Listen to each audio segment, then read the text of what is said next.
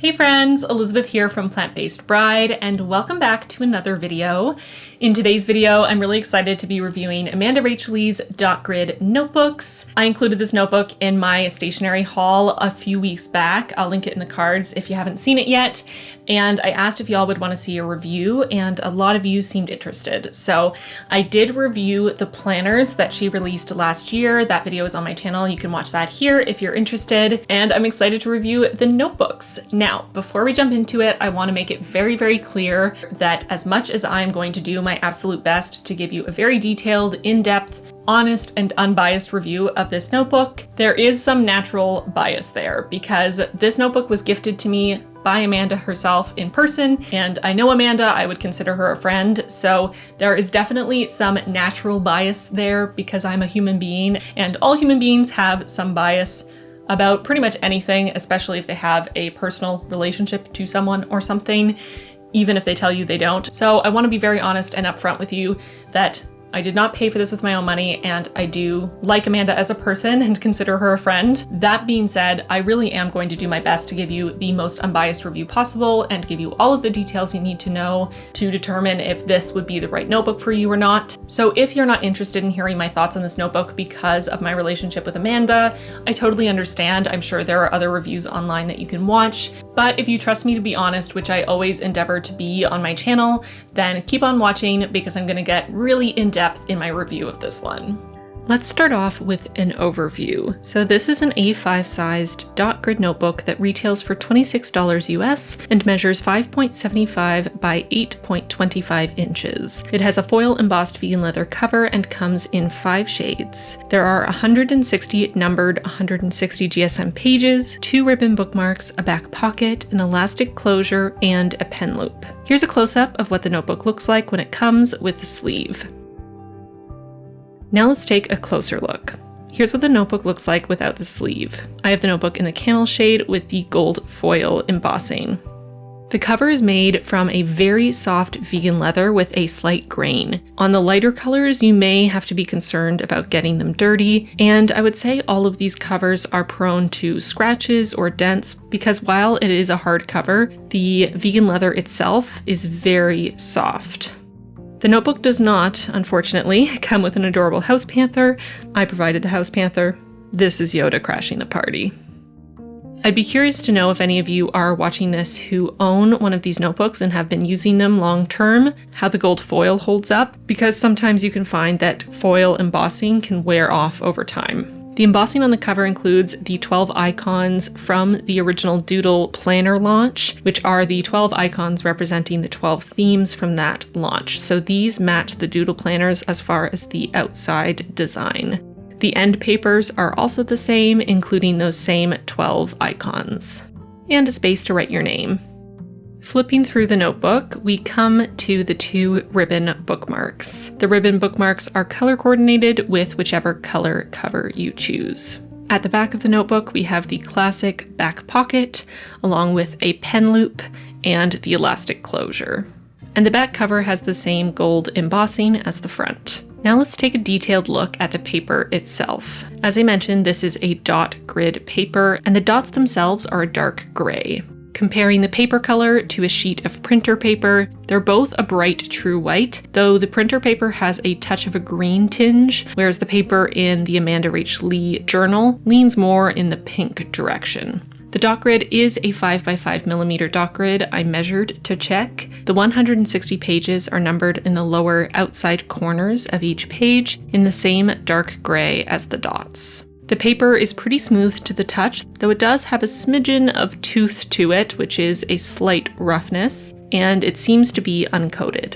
The page dimensions are 26 spaces horizontally and 38 spaces vertically. Let's jump into the pen test. I'm trying to test a bunch of different types of pens and markers that I have on hand to try to give you a full picture of how this paper performs. So starting with my day-to-day gel pen, which is the Pentel Hybrid Technica gel pen in 04, and also my thinnest and thickest Sakura microns. I wanted to do a quick smudge test because, as you'll know, smudging in my notebooks is one of my pet peeves. I decided to test after 1 second, 5 seconds, 10 seconds, and 15 seconds. As you can see, the gel pen smudged even at 15 seconds, but gel pens are the wettest pens that I personally use in a bullet journal, so I'm always aware that I have to give them a little more time to dry. The Sakura Microns performed really well. The thinner nib at 003 didn't smudge at all, and the thicker nib only smudged a tiny bit after 1 second, but by 5 seconds it had fully dried down. The Pentel Sunburst Gold Gel Pen is my go-to gold gel pen, as y'all know. This one, again, smudged at all of these second intervals because, again, it's a gel pen and it's quite wet. I also wanted to test some of my white pens and markers that I tend to use to fix mistakes to see which one matched the white of the page best. First, I have my Uniball Signo gel pen, which is my favorite white gel pen. I then tested my Posca white paint pen and then the Acrylograph white paint pen. Let me know in the comments down below which of these three you felt matched the page the best. Moving on to test a mild liner and my Tombow brush pens. I decided to try blending 2 Tombows together on the page just as an experiment. I already knew it wasn't going to work too well because Tombows do not like to blend on the page with a drier or uncoated paper, and this was no exception. You have to work very quickly, otherwise they don't blend at all and you tend to get pilling. This is not unusual for an uncoated paper, so I wouldn't count this as a knock against this particular notebook. This is exactly how Tombows perform for me in Archer and Olive notebooks and in my notebook therapy notebooks. Now I want to test out some more gold markers, so I'm using the Faber-Castell gold marker and then the Pilot Supercolor marker, which is an alcohol marker, and then testing some more supplies that I've lying around: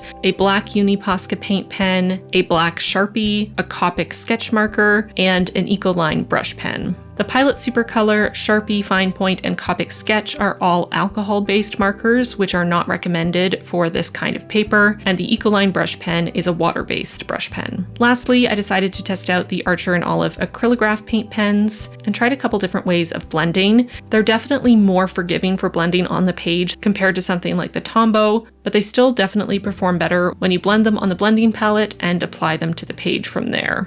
Watch out for a video coming out soon on my channel where I'm going to go into detail into the acrylographs, best practices, tips and tricks, troubleshooting, all of that stuff for any of you at home who maybe already have the acrylographs or are considering picking them up. I'm going to test both watercolor and gouache because those are the 2 types of paint that I personally use in my bullet journal. I'm going to start by blending 2 colors together on the page using a pretty significant amount of water. Next, I'm going to try to get a gradient from pretty opaque to very sheer, trying to get almost completely transparent by the end, using a lot of water to see how this paper holds up. I'm also, of course, going to be testing out my go-to gold watercolors from Finetech. For the gouache, I'm going to do 2 tests. The first one is gouache basically right out of the tube with very little water added, and then another test of blending out gouache as transparent as I can get it on the page using a lot of water.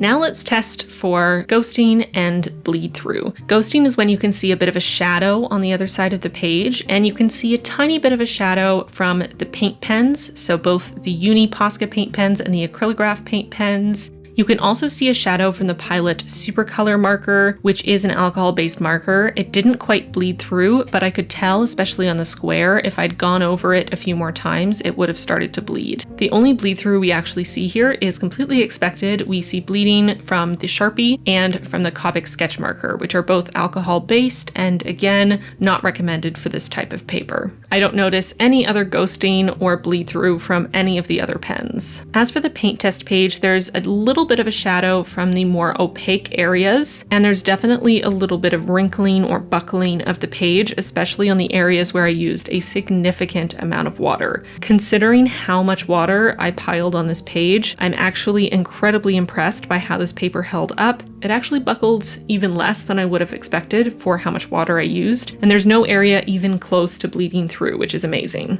This paper performs very similarly, in my opinion, to the Archer and Olive 160 GSM paper and the Notebook Therapy 160 GSM paper. So if you've tried either of those and you know how you feel about that paper, this paper in the Amanda Rach Lee notebooks performs essentially exactly the same. Again, it has quite a smooth surface, but it does have the tiniest bit of tooth, but I definitely wouldn't call this paper rough by any means. I also didn't notice any feathering at all from any of the supplies I used. The price on these notebooks is also really affordable, in my opinion, for the quality. Again, the two notebooks that I've been comparing this to most that I think it's very similar to are the Archer and Olive notebooks and the Notebook Therapy notebooks. The Archer and Olive notebooks start at around $32 US, if I'm not mistaken, and the Notebook Therapy notebooks are basically the same price. They start at around $34 Canadian, which is pretty much equivalent to $26 US with the conversion rate. Overall, I think these notebooks are very high quality, very well done. I think they would be incredibly versatile for a lot of you out there, whether you prefer to use pens or markers, if you like to play with paint in your journal, these notebooks can really hold up to a lot. Whether this is the right notebook or not for you particularly is really going to depend on how you use your journal and your preferences. If you personally don't like a bright white page, then this is not going to be for you. If you personally like to be able to use Tombos and blend them together on the page, you're going to want to go with something with coated paper rather than something uncoated. It all depends on your preferences.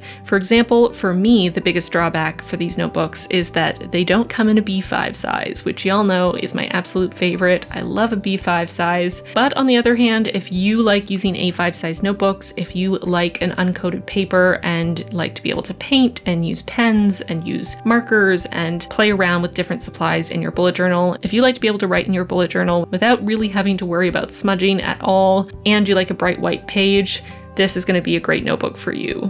I would love to know what your personal preferences are for notebooks. Let me know in the comments. I'm always curious to know what people like, if they love coated paper, uncoated paper, if they like paper with more tooth or less tooth, what size they typically go for. All of that stuff is fascinating to me, so let me know. Please let me know in the comments down below if you're gonna pick up one of these notebooks, and if so, which color you're gonna get, because I'm really curious to know which color is most popular with my audience.